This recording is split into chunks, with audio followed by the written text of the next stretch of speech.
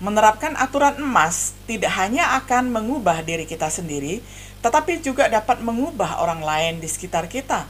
Persaingan antar saudara akan berhenti, pertengkaran sesama tidak akan ada, musuh akan menjadi teman.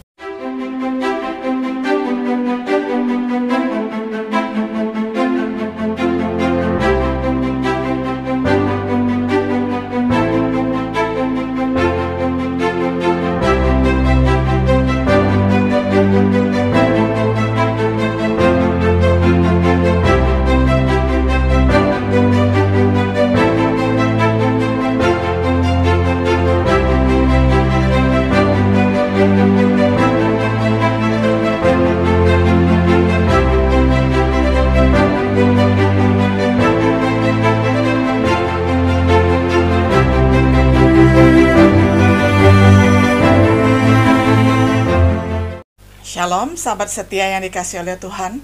Sungguh senang kita dapat berjumpa kembali di dalam acara Renungan Sahabat Setia. Pada hari ini kita tiba pada episode yang ke-32 di dalam serial pembahasan kitab Matius dengan tema Aturan Emas. Kita baca nats firman Tuhan dari Matius 7 ayat 12. Saya bacakan untuk kita semuanya. Segala sesuatu yang kamu kehendaki supaya orang perbuat kepadamu, perbuatlah demikian juga kepada mereka. Itulah isi seluruh hukum Taurat dan kitab para nabi. Sampai sedemikian jauh pembacaan firman Tuhan dari Matius 7 ayat 12. Sahabat setia yang dikasihi oleh Tuhan, pernahkah kita menemukan diri kita di dalam situasi dihadapkan dengan kebutuhan untuk membuat keputusan secara mendadak? Ingin tahu apa cara yang benar untuk bertindak? Tidak dapat mengingat apakah Alkitab secara khusus membahas dilema moral yang kita temukan sendiri.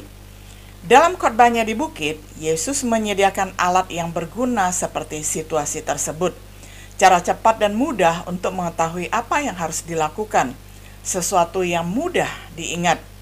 Ini ditemukan di dalam Matius 7 ayat 12 yang kita baca dan dikenal dengan sebutan aturan emas ataupun the golden rule.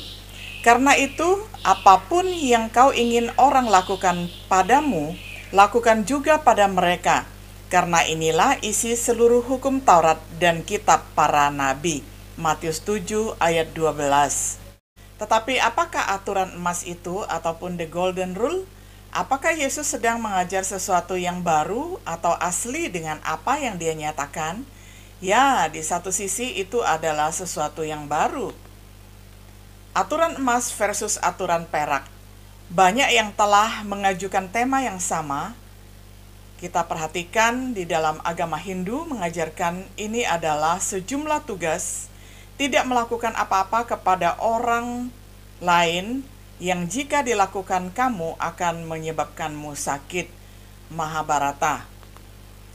Kemudian yang kedua adalah agama Buddha mengajarkan jangan melukai orang lain dengan apa yang dapat menyakiti dirimu sendiri.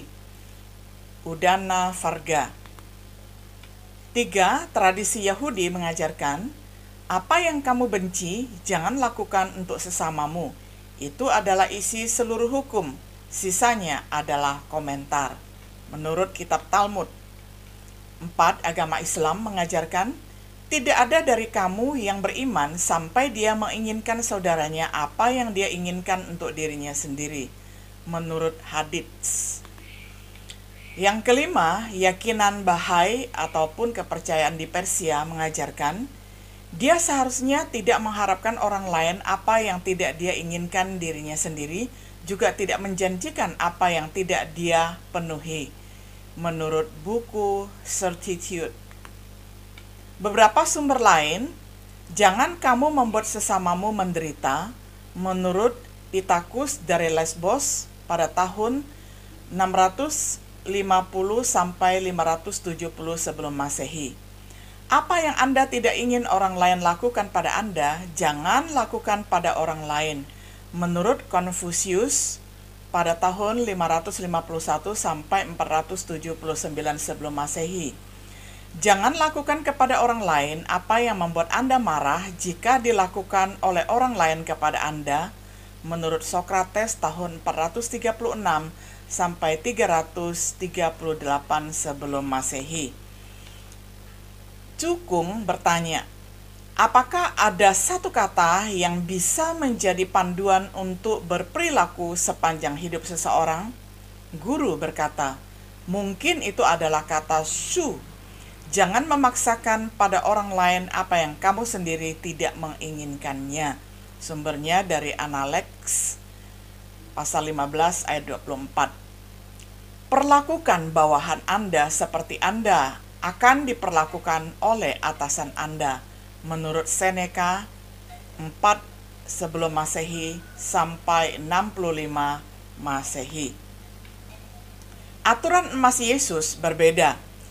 Yesus meminta kita untuk melakukan sesuatu yang menyenangkan orang lain, sementara ajaran yang lain hanya melarang kita melakukan sesuatu yang tidak menyenangkan untuk yang lainnya. Yesus mengajarkan, lakukan kepada orang lain apa yang Anda ingin mereka lakukan kepada Anda. Yang lainnya, ajaran yang lain yang bukan Yesus, jangan lakukan kepada orang lain apa yang tidak ingin Anda lakukan. Jadi perhatikan, ajaran Yesus itu bernada aktif ataupun positif, sedangkan ajaran kepercayaan dan agama lain dalam posisi pasif ataupun negatif. Perhatikan perbedaannya. Dengan yang lain, yang diperlukan hanyalah Anda tidak merugikan orang lain. Sedangkan dengan Yesus, yang dibutuhkan adalah Anda menunjukkan kebaikan kepada orang lain. Inilah isi the golden rule. Peraturan Yesus benar-benar merupakan aturan emas. Yang lainnya adalah aturan perak. Bernilai iya, tetapi tidak sebanyak emas. Jadi apa yang Yesus ajarkan adalah sesuatu yang baru dibandingkan dengan apa yang banyak pendiri agama telah ajarkan sebelumnya. Tapi dalam arti lain, itu bukanlah hal baru, lebih tepatnya dalam pernyataan yang sederhana dan mudah diingat, Yesus memberi kita yang kedua, pedoman perilaku yang benar terhadap orang lain. Sesuai dengan hukum Taurat dan isi kitab para nabi, seperti yang telah kita lihat sebelumnya di dalam khotbahnya, Yesus mengajarkan standar kebenaran yang kontras dengan para ahli Taurat dan orang-orang Farisi. Tetapi hal itu selaras dengan apa yang sebenarnya diungkapkan oleh hukum Taurat. Aturan yang satu ini merangkum tentang apa itu hukum Taurat dan kitab para nabi. Seperti perintah, kasihilah sesamamu manusia, seperti dirimu sendiri, menyimpulkan hukum Taurat menurut Rasul Paulus di dalam Roma 13 ayat 8-10. Janganlah kamu berhutang apa-apa kepada siapapun juga, tetapi hendaklah kamu saling mengasihi. Sebab barang siapa mengasihi sesamanya manusia, ia sudah memenuhi hukum Taurat. Kasih tidak berbuat jahat terhadap sesama manusia. Karena itu, kasih adalah kegenapan hukum Taurat. Sejarah pisau saku atau aturan tukang kayu. Artinya, sesuatu yang selalu siap digunakan. Misalnya bahkan dalam keadaan darurat, ketika tidak ada waktu untuk melakukan konsultasi dengan teman, guru, atau buku untuk nasihat, aturan emas bisa menjadi pedoman untuk perilaku yang benar. Perlakukanlah orang lain seperti kita akan diperlakukan, dan itu tidak mungkin kita akan melakukan hal yang salah. Jadi the golden rule ini adalah kunci yang sungguh-sungguh menjamin keharmonisan kita di dalam berperilaku baik dengan Tuhan maupun dengan sesama manusia. Yang ketiga, beberapa contoh cara menerapkan aturan emas ini. Yang pertama, di dalam mengajarkan yang hilang. Bayangkan bagaimana rasanya diberitahu bahwa kita bersalah atau berdosa. Jadi ini adalah cara yang sangat mudah untuk menerapkan kepada saudara kita yang terhilang ataupun mereka yang sedang berdosa. Tidakkah kita ingin diberitahu dengan semangat penuh kasih dan kesabaran? Jadi kita mencoba berada di pihak mereka ketika kita merasa bersalah ataupun melakukan suatu dosa. Bukankah kita menginginkan orang lain menegur kita baik-baik, tidak dengan kasar dan tidak dengan marah-marah, tetapi dengan penuh kekuatan kasih Allah? Yang berikutnya, Sebagaimana kita ingin orang lain mencoba membujuk kita untuk berubah secara religius, jadi perlakukan mereka yang ingin Anda ubah, tetapi dengan teguh berpegang kepada kebenaran di dalam kasih, kita bertumbuh di dalam segala hal ke arah Dia, Kristus, yang adalah kepala, menurut Efesus 4 ayat 15. Yang berikutnya di dalam menerapi satu sama lain. Tidak ada yang suka jika kesalahan ataupun dosa kita ditunjukkan. Jika perlu, bukankah kita lebih suka didekati dengan cara yang lemah lembut dan sabar? Karena kita ingin orang lain menawarkan kritik yang membangun, demikianlah diberikan kepada mereka. Saudara-saudara, kalaupun seorang kedapatan melakukan suatu pelanggaran, maka kamu yang rohani haruslah memimpin orang itu ke jalan yang benar, dalam roh lemah lembut sambil menjaga dirimu sendiri, supaya kamu juga jangan kena pencobaan. Bertolong-tolonganlah menanggung bebanmu. Galatia 6 ayat 1-2. Jadi kita melihat cara kita menghargai orang lain, respect itu adalah jalan dua arah ya, bisa bolak-balik. Nah, ini adalah cara untuk saling menajamkan satu dengan yang lain dan menunjukkan kemanfaatan kita di dalam berelasi. Yang berikutnya di dalam mengobati keluarga, sesama dan musuh. Setiap orang suka memiliki keluarga yang penuh kasih, sesama yang baik, dan tidak ada musuh. Menerapkan aturan emas tidak hanya akan mengubah diri kita sendiri, tetapi juga dapat mengubah orang lain di sekitar kita. Persaingan antar saudara akan berhenti, pertengkaran sesama tidak akan ada, musuh akan menjadi teman. Jangan membatasi penerapan aturan emas hanya pada agama kita sendiri. Kesimpulan, aturan emas akan mendamaikan modal dan tenaga kerja, semua yang bersifat politis, pertengkaran dan keributan, semua keegoisan dan keserakahan.